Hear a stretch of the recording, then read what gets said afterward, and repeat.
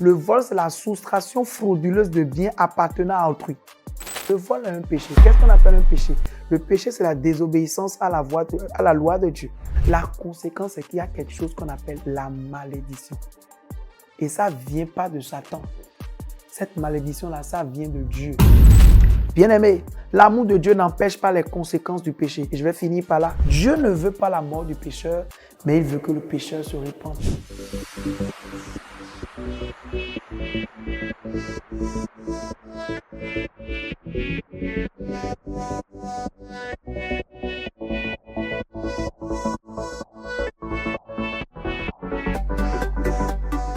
Salut les amis, j'espère que vous portez bien. Ici, c'est le pasteur Dako Maouton Daniel, pasteur DMD, et bienvenue dans l'émission OPQ by pasteur DMD.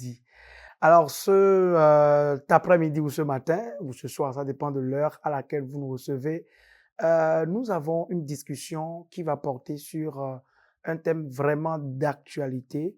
Et avant que je ne vous introduise ce thème-là, j'aimerais fredonner cette chanson que certainement vous connaissez. Ce n'est ni par la force, ni la puissance, mais par mon esprit, dit le Seigneur. Et cette partie que j'aime beaucoup et que plusieurs aussi aiment, cette montagne se déplacera. Cette montagne se déplacera. Cette montagne se déplacera par mon esprit, dit le Seigneur. Vous connaissez certainement les paroles de cette chanson. Et si je vous demandais de savoir de quelle partie de la Bible est-ce que ces paroles sont tirées, qui peut m'aider, qui peut me dire, voilà, c'est dans l'Ancien Testament ou c'est dans le Nouveau Testament? Mais c'est dans l'Ancien Testament et c'est dans le livre de Zacharie chapitre 4 verset 6. Et avant, j'aimerais bien qu'on puisse lire ce texte, mais avant cela, je veux commencer par le verset 1er. Zacharie chapitre 4 verset 1er dit « L'ange qui parlait avec moi revint et il me réveilla comme un homme que l'on réveille de son sommeil. » Donc c'est un ange qui était en train de parler avec le prophète Zacharie et l'ange va lui poser des questions et après, l'ange reprit et me dit, c'est ici la parole de l'Éternel, la parole que l'Éternel adresse à Zorobabel. Zacharie 4, verset 6. Ce n'est ni par la puissance, ni par la force, mais c'est par mon esprit, dit l'Éternel des armées. Donc voilà un peu ce texte-là, nous le connaissons maintenant. Et c'est à la suite de ce texte que je vais lire le texte duquel nous allons tirer notre thème de ce jour. Zacharie chapitre 5. Nous allons lire juste les 4 premiers versets. Il dit ceci. Je levai de nouveau les yeux et je regardai, et voici, il y avait un rouleau qui volait. Il me dit, l'ange me dit, que vois-tu? Je répondis, je vois un rouleau qui vole. Il a 20 coudées de longueur et 10 coudées de largeur. Et il me dit, c'est la malédiction qui se répand sur tout le pays, car selon elle, tout voleur sera chassé d'ici, et selon elle, tout parjure sera chassé d'ici. Dernier verset, verset 4.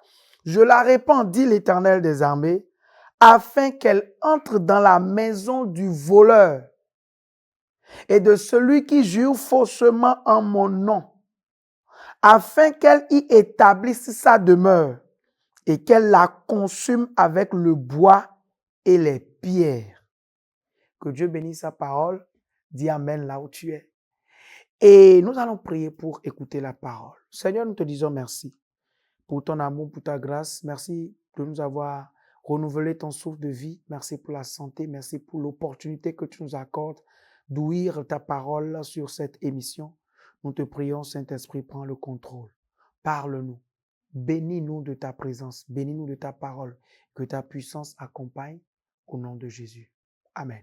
Chers amis, je vous ai dit tout à l'heure que nous allons échanger sur un thème. Le thème sur lequel j'aimerais que nous puissions échanger, c'est attention au vol et au parjure. Attention au vol et au parjure. J'aimerais juste aborder deux grands points dans cet enseignement ou dans cette discussion. Premier point, je vais te dire pourquoi est-ce que je suis en train de parler? Pourquoi est-ce que je suis en train de prêcher, d'enseigner comme ça, de te parler comme ça? C'est quoi? What's the deal? C'est quoi? Et deuxième point, je vais t'amener à comprendre c'est quoi le vol, c'est quoi le parjure et comprendre les conséquences. Que Dieu nous aide.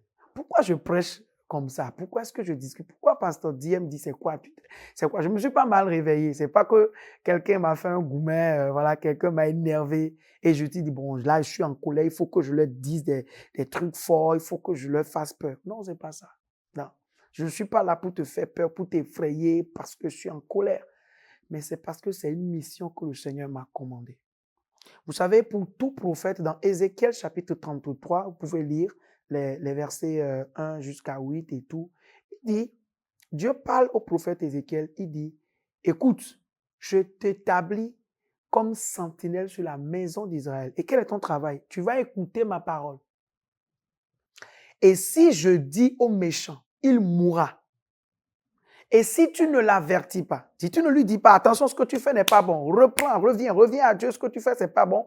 Si tu ne l'avertis pas, le méchant va mourir dans son péché, il va mourir dans sa faute. Et qu'est-ce que moi, l'Éternel, je vais faire? Je vais te redemander son sang. Car, personne ne me redemandera le sang de quelqu'un. C'est à cause de ça que j'ai dit, je vais te dire cette vérité. On ne va pas me redemander ton sang. Je veux être quitte de ton sang. Dieu dit, si je dis que le pécheur, à cause de ce qu'il est en train de faire de mauvais, il va mourir dedans. Si toi, serviteur de Dieu, si toi, homme de Dieu, prophète, apôtre, docteur, évangéliste, pasteur, si tu ne l'avertis pas, il va mourir certainement dans le péché. Mais je vais te demander son sang. La raison pour laquelle je suis ici, pour me laver les mains comme quelqu'un a fait. Je suis pur, innocent de votre sang. Alors c'est pourquoi je te prêche ce message. Il faut que tu fasses attention au vol et au parjure. Donc, je ne suis pas là parce que je suis fâché. Je suis là pour t'annoncer l'instruction que le Seigneur m'a donnée. Il faut que tu fasses attention au vol et au parjure. Alors, rapidement, mon deuxième point, le dernier, et vraiment mon point essentiel, c'est quoi le vol? C'est quoi le parjure? Et quelles sont ses conséquences? Peut-être tu es ici, tu es expert en vol. Tu es expert en parjure. Tu maîtrises ça. Tu le fais bien. Je veux te parler de ça et te montrer les conséquences. And the choice will be up to you. C'est à toi de choisir. Qu'est-ce que tu choisis? Le vol, c'est quoi? Mon feu père, qui était un magistrat, il définit le vol, il a tellement dit que je l'ai gardé. Le vol, c'est la soustraction frauduleuse de biens appartenant à autrui, soit par la force ou à l'insu de la personne. Je reprends. Le vol, c'est la soustraction frauduleuse de biens appartenant à autrui, soit par la force ou bien à l'insu de la personne. On va traiter le cas du vol. Pourquoi est-ce que je suis en train de parler du vol comme ça? Le vol est un péché. Qu'est-ce qu'on appelle un péché? Le péché, c'est la désobéissance à la loi de Dieu. Enfreindre la règle de Dieu, c'est le péché. Donc, tu es ici, tu es dans le vol. Il faut que tu saches que le vol est un péché. Je vais peut-être m'arrêter là dans cette émission d'aujourd'hui et peut-être dans une autre émission, on va parler du parjure. Je préfère qu'on puisse vraiment traiter ce sujet-là. Tu prends les choses d'autrui et pour toi, c'est rien. Tu prends la chose d'autrui ou bien tu utilises la force et tu arraches la chose d'autrui. C'est du vol. Et le commandement de Dieu, le commandement numéro 8, est-ce que tu as fait tes exercices? Est-ce que tu connais les 10 commandements? Dans Exode 20, 1, 2, 3, 4, 5, 6, 7, 8. Le commandement numéro 8 dit quoi? Tu ne déroberas point. C'est-à-dire, tu ne voleras pas. C'est le commandement de Dieu. Donc, si tu voles, il faut savoir que tu es en train d'enfreindre à la loi de Dieu. Et quelle est la conséquence? Je ne vais pas y aller par 4 chemins. La conséquence, c'est qu'il y a quelque chose qu'on appelle la malédiction. Et ça ne vient pas de Satan. Cette malédiction-là, ça vient de Dieu. Hein? Dieu maudit. Ben oui, Dieu maudit. Mais ce n'est pas que Dieu veut te maudire. Dieu est un Dieu de principe. Si tu voles, la malédiction, en fait, n'a même pas besoin que tu l'invites. Elle s'invite chez toi. Est-ce qu'on peut lire notre texte de base? Il dit, le rouleau que tu vois, un peu comme un document, il est dit que le rouleau, on y a écrit en dedans et en dehors. C'est ce qu'on appelle aujourd'hui recto verso. Voilà. Et il a écrit en recto, en verso. Et en recto, il est écrit sur ce document que tout voleur sera chassé d'ici. Et lisons encore, regarde le verset 4. Il dit, cette malédiction-là, elle a pour autorité ou bien elle a pour instruction d'entrer dans la maison du voleur. C'est pas juste de venir de visiter. Lis bien ta Bible si tu le peux. Prends ta Bible et lis. Zacharie chapitre 5, lis le verset 4. On dit, la malédiction, elle va entrer dans la maison, elle va y demeurer. Ça dit, elle entre, elle prend siège, elle s'assoit, elle demeure. Quand quelqu'un demeure, il mange, la personne mange avec toi, la personne est là. La malédiction s'invite chez le voleur, s'assoit. Et quel est le travail de la malédiction quand elle est entrée chez toi? Je t'explique. Il dit, elle y établit sa demeure et elle consume le bois et les pierres. C'est-à-dire la fondation de la maison, elle consume ça, les briques, tout ce qui est fait dessus, les murs, tout, le bois, le design, les plafonds, tout ce que tu fais, tout ce qui est beauté de ta vie, de la maison que représente ta vie, la malédiction s'assoit et mange, détruit tout cela. Est-ce que c'est ce que tu veux? Peut-être c'est parce que tu ne savais pas. Tu ne savais pas. Tu ne savais pas, c'est pourquoi tu le fais. Mais maintenant, je te mets en garde. Pas moi. La parole de Dieu te met en garde. Si tu es ici, tu es voleur. Tu maîtrises cela. Tu sais comment soustraire frauduleusement.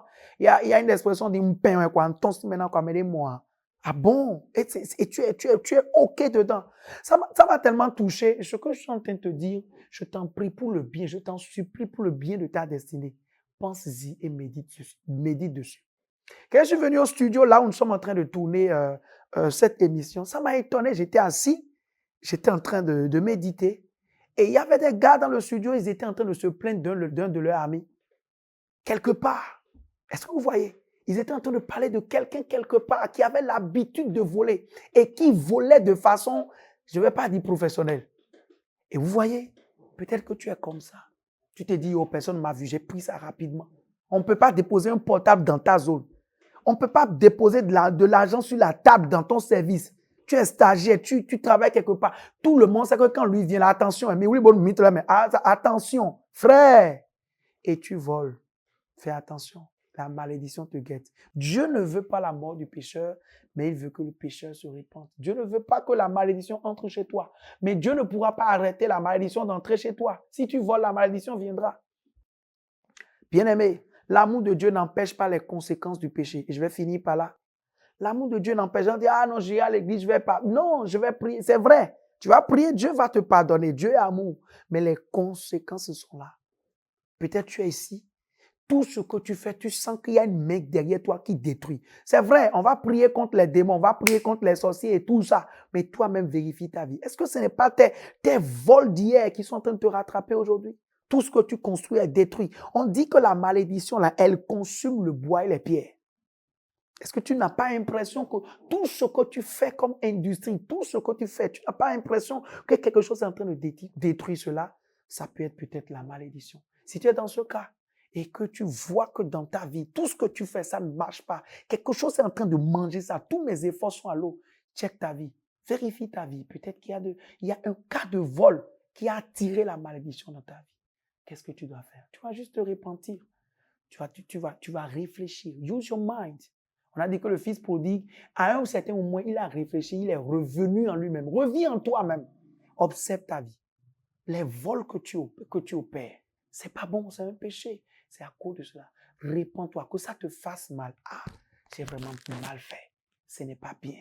Tu demandes pardon à Dieu. Et tu demandes pardon, c'est pas fini. C'est ce que vous croyez. Vous pensez que c'est fini. Non. Si tu as les biens de quelqu'un avec toi, il faut les rendre. Je vais bien te lire ce verset. Il faut que tu rendes les biens que tu as volés. Zachée, l'histoire de Zachée qu'on connaît. Dans Luc chapitre 19, depuis le début, jusque Jésus est rentré dans la maison de Zachée, je laisse l'histoire. Et il est écrit que le salut est entré dans sa maison, Zachée s'est repenti. C'est fini? Non, écoute. Luc 19, verset 8. Mais Zachée, se tenant devant le Seigneur, lui dit, Seigneur, voici, je donne aux pauvres la moitié de mes biens. Ah, c'est bon, il était riche, c'est cool. Et si j'ai fait tort de quelque chose à quelqu'un, je lui rends le quadruple. C'est sûr qu'à comprendre en français, bien, le quadruple, ça fait x4. Ce que tu as volé 1000 francs de quelqu'un. il y a 3 semaines et tu as fait business avec, et tu as mangé, tu as fait truc là. Maintenant que tu t'es repenti, tu as dit, Seigneur, oh, Jésus, je viens, alléluia, c'est terminé. Mon frère, non. Tu lui retournes son argent. Et si possible, x4. Moi, je ne te dis pas que la Bible dit que c'est x4. Je donne juste l'exemple de Zachée. C'est certainement le Saint-Esprit qui lui a parlé et qu'il a compris que non, je dois donner soit x4. Fois combien tu dois? Tu dois retourner le portable d'autrui que tu as volé. Hein? Les affaires d'autrui que tu as volées, tu dois retourner ça.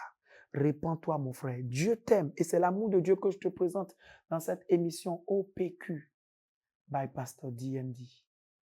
Est-ce que la malédiction n'est pas en train de détruire ta vie? Répands-toi. Demande pardon à Dieu. Mais va aussi demander pardon à celui chez qui tu as volé et va lui retourner son bien. Que Dieu te bénisse. Shalom et à la prochaine. Bye bye.